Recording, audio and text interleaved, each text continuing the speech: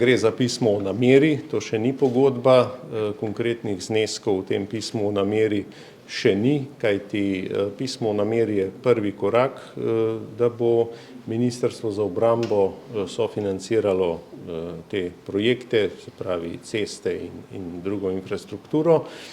Moram pa reči, da nekaj smo pa že v ponedeljek tudi odprli gasilski poligon, tam je pa ministrstvo oziroma Uprava za zaščito in reševanje financirala skoraj 700 000, tako da en projekt tukaj v Krškem je že realiziran z naše strani.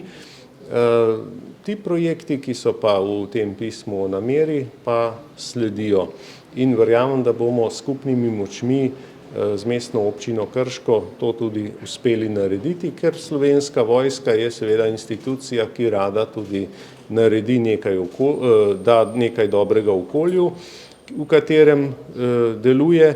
To ne bo prvi primer po Sloveniji, taki primeri dobre prakse so tudi drugje, bilo je tudi v Beli krajini, pa še po drugih koncih Slovenije. Tako da, kar se tega tiče, mislim, da bomo to, kar je v pismu o nameri in kasneje tudi, ko bodo opredeljeni konkretni projekti, da bomo to tudi realizirali. Na Ministrstvu za obrambo smo pokazali tudi v zadnjih 2 letih, da se stvari lahko premikajo in zagotovo bo sledila tudi realizacija.